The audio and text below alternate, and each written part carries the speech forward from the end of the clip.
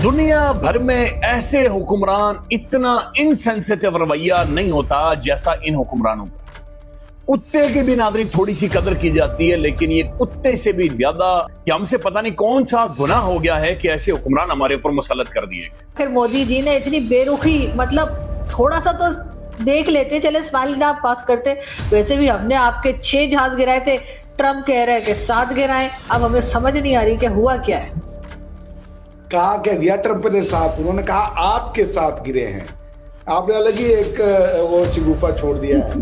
PM Modi और Putin गहरी बातचीत में थे। पीएम मोदी को देखकर ऐसा लग रहा था मानो पुतिन को बता रहे हो कि पाकिस्तान में घुसकर कितने F-16 उड़ा दिए। मगर आप पीछे खड़े शहबाज शरीफ को देख लीजिए। पुतिन के साथ पीएम मोदी को देखकर शहबाज शरीफ ऐसे खड़े हैं मानो किसी ने स्टैचू बोल दिया हो। भीख मांगने वाली स्माइल अचानक पिटने के बाद वाली उदासी में बदल गई। पाकिस्तान का झंडा और प्राइम मिनिस्टर शहबाज शरीफ, ये मंजर आंखों पे नक्श हो गया है। दोनों लीडर प्रेसिडेंट पुतिन और प्राइम मिनिस्टर नरेंद्र मोदी देखते तक नहीं शहबाज शरीफ की तरफ, और शहबाज शरीफ यूं देख रहा है कि जैसे चपरासी हो और prime minister Narendra Modi equal level के साहूकार हो। और रियलिटी भी यही है। शहबाज शरीफ की गर्दन एकदम स्थिर थी, बस वो आंखों की पुतलियों से पीएम मोदी और पुतिन को जाते देख रहे थे। बताइए पाकिस्तान के क्या दिन आ गए हैं। यही पाकिस्तान की असली औकात है। मैंने देखा वो आपके जो प्रधानमंत्री जी हैं, वजीर आजम साहब जो हैं, वो खड़े थे, और जब पुतिन उनके पास से जा रहा तो जैसे नहीं वो कि ऑटोग्राफ ले ले, वो ऐसे दौड़ के गए भैया। और पुतिन भी रुक करके हाँ hi dude I have seen you, don't worry. तो यार मैंने कहा भाई 24 करोड़ के देश के प्रधानमंत्री हैं, फॉर गॉड सेक भाई उनकी वैल्यू है नहीं। एससीओ बैठक में ग्रुप फोटोग्राफी के दौरान शहबाज शरीफ को 2 बड़े लोग दिखे। शहबाज शरीफ ने जैसे ही पुतिन और शी जिनपिंग को आते देखा तो वो पीछे की लाइन से दौड़कर आगे आ गए ताकि बड़े लोगों को हाथ लगा पाए, उनका ध्यान खींच पाए। मगर चीनी राष्ट्रपति शी जिनपिंग ने शहबाज शरीफ को देखा तक नहीं, वो आगे बढ़ गए। अब एक तमाचा खाने के बाद शहबाज शरीफ ने कम से कम पुतिन से हाथ मिलाने के लिए अपनी जान की बाजी लगा दी। इतना तो करना ही पड़ता क्योंकि पाकिस्तान जाकर ये भी तो बताना है कि एससीओ बैठक में क्या झंडे गाड़ कर आए हैं। अब इसी तस्वीर को दिखाकर शहबाज शरीफ पाकिस्तानियों को बताएंगे कि पुतिन ने मुझे 10 S-400 देने का वादा कर दिया है। आटे की लाइन में खड़े होकर पाकिस्तानी जमकर इस वीडियो को शेयर करेंगे।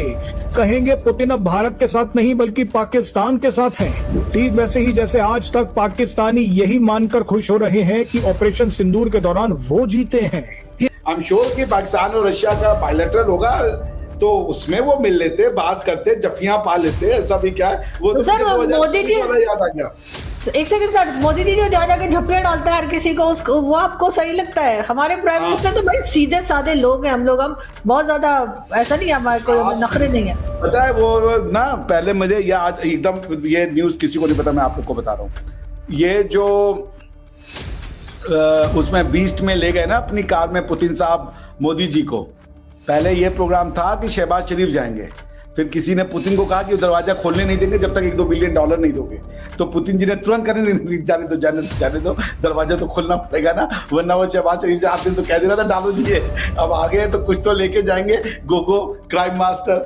सो इसलिए बेचारे वो डर गए। उन्होंने कहा नहीं भाई मोदी जी को ले चलते। इंडियन कौम जो है ना, इंडियन जनता और सरकारी जो इंडियन सरकार है, भारत सरकार, वो अपने मुल्क के लिए मुखलिस है। अच्छा, हमारे मुखलिस नहीं है, हमारे तो सिर्फ ये जेबे गरम करते हैं। पाक भारत जंग हुई, पूरी दुनिया ने देखी कि पाकिस्तान ने किस तरह भारत को नाकों चने चबाए।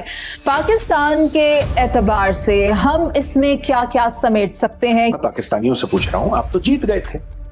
जो ऑपरेशन सिंदूर हुआ था और आपका ऑपरेशन बनियान हुआ था, बनियान तो आपने फाड़ दी बिल्कुल। आपने बोला कि हम जीत गए बिल्कुल, हमने भारत को सबक सिखा दिया और भारत को $500 अरब का नुकसान हो गया और दिल्ली के ऊपर हमारे फाइटर जेट। फिर बातचीत क्यों? आप तो फतेह हैं। You are the conquerors, you are the victors. भाई आप क्यों बार बार हर रोज कह रहे हैं कि बात कर लो। ये तो नहीं हो सकता ना, आप जीत भी गए, बातों की भी, या तो ये है कि या तो ये कह रहे हैं कि जीत गए हम, लेकिन मांगने की आदत है। अब भारत से पैसे तो मांग नहीं सकते, तो बातचीत मांग लेते। तो बातचीत कुछ मांगो किसी से, या तो ये हो सकता है कि कुछ ना कुछ तो मांगना है, या फिर ये झूठ बोल रहे हैं। चाइना को हमने बाप बनाया हुआ है, जो सबसे बड़ा दुश्मन है मुसलमानों का। इस्लाम का दुश्मन, सबसे बड़ा दुश्मन चाइना है, उसको हमने बाप बनाया। बिल्कुल, जैसे हमने वो आपके साथ जो हरून साथ है, मैंने रिसेंटली भी उनका इंटरव्यू किया था, उन्होंने कहा कि मेरे भाई को वहां पे मार देते चाइना के अंदर। उड़ी करके जो मुसलमान है वो प्रॉपर तौर पे आजादी से नहीं रह सकते। तो फिर हमने आज तक चाइना की तो बात की नहीं, इसका मतलब फिर हमारी ही दोगली पुलिस है जो इंडिया बम्बई नहीं देखा, सलमान खान तो फलाना खान तो आमिर खान, शाहरुख खान, सारे खानों ने वहाँ, सारे मुसलमानों ने वहाँ कब्जा किया हुआ है उनकी बॉलीवुड पे। सारे तो वो इंडस्ट्री में बम्बई में सारे मुसलमान हैं। दैट शोज कॉन्फिडेंस की कमी है। पिछली बार याद है, पिछली बार क्या हुआ था, वो इसी एससीओ समिट में वो कार में लगाने वाला कुछ था, वो कह रहे कमी है इसको घुसेड़ो, उसके बाद वो लगा नहीं पाया तो कह रहे वो कोई रशियन आके हेल्प है। नो,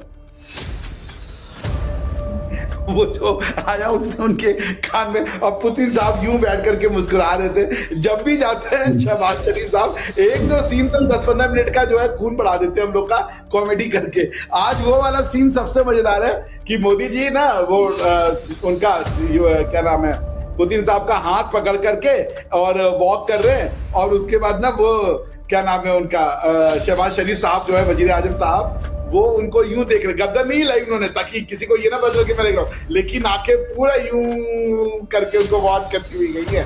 मैंने सब देखा है ये, वो तो अल्टीमेट सीन था, मजा आ गया। इंडियन कौम जो है ना, इंडियन जनता और सरकारी जो इंडियन सरकार है, भारत सरकार, वो अपने मुल्क के लिए मुखलिस है। अच्छा, हमारे मुखलिस नहीं है, हमारे तो सिर्फ ये जेबे गर्म कर, तो देशभक्त है। हम देशभक्त नहीं है पाकिस्तानी, हम जो आता है हमारी अपनी सारा जेब में डाल लेते हैं। जितना IMF से कर्जा लिया सारा टेक्निकल तरीके से, कागजों में पुल बनाए, कागजों में सड़कें बनाई, कागजों में सब कुछ बनाया, एयरपोर्ट बनाए, और जेब में डाल लिया और सब ले गए स्विट्जरलैंड। हम देशभक्त नहीं है, इंडियन कौम जो है ना वो देशभक्त है। इसलिए मोदी साहब को की इज्जत होती है। वो 1.5 अरब आबादी का वजीर आजम है। ये छोटे छोटे मुल्क है, न्यूजीलैंड आपने बताया, इटली बताया, यूरोप के सारे मुल्क, ये 15-15, 20-20 लाख की आबादी है इनकी। ये तो इंडिया के मुकाबले में ये बच्चे हैं सारे, तो वो खड़े क्यों नहीं होंगे? वो 1.5 अरब आबादी का एक प्राइम मिनिस्टर वहाँ गया है, तो उसकी पावर है, देखा ना उसको, हम देखो हम उसके सलाम करते हैं कि ये वो देशभक्त हैं। हम देशभक्त नहीं है, ये मामला है। टेक्नोलॉजी में वो सबसे आगे हैं, एजुकेशन में सबसे आगे हैं पाकिस्तान। आपका जब विजिट होता है, आपका किस सन में विजिट होता है मुझे बताएं, तब उनकी एजुकेशन टेक्नोलॉजी कैसी थी, या उनके आपने रोडों के ऊपर या बस टेक्नोलॉजी की बात की, या हॉस्पिटल टेक्नोलॉजी की बात की, कैसी थी उनकी? देखिए, मैं बचपन से जा रहा हूँ, जब मेरा पासपोर्ट नहीं बना था, मेरी वालदा जाती थी अपने घर मेरठ शहर में, शाबीर गेट मोहल्ला चौहट्टा, वो हमारी ननियाल है, तो वालदा जाती थी हमें लेके बचपन में, हम उनके पासपोर्ट में जाते थे। फिर हम बड़े हो गए, फिर अपना पासपोर्ट बनवा लिया, उसके बाद आना जाना, इंदिरा गांधी साहिबा का दौर आया, फिर दूसरा दौर उन्हीं का आया। 71 की जंग के बाद मैंने खुद बजाते खुद जाना शुरू कर दिया। फिर उसके बाद मैं आता जाता रहा, फिर राजीव गांधी साहब का दौर आया। ये सारे दौर मैंने देखे हैं, वो बड़े अच्छे दौर हैं, वो बड़ा अच्छा, इंडिया में बहुत अच्छा है, रेलवे बहुत अच्छी है, टेक्नोलॉजी बहुत अच्छी है, एजुकेशन बहुत अच्छी है, और मुसलमान वहाँ बहुत खुश है। अच्छा, खुशहाल है। पाकिस्तान से ज़्यादा इंडिया में मुसलमान खुशहाल है।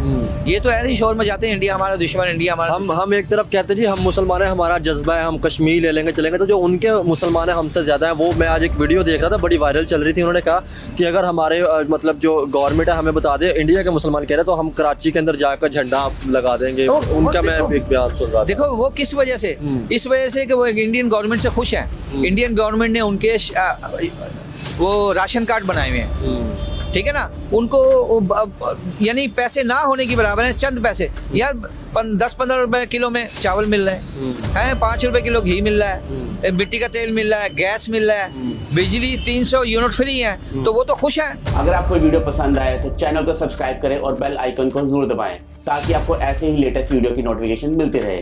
Thank you for watching. मैं हूं विवेक, मिलते हैं नेक्स्ट वीडियो में। Stay updated and stay safe.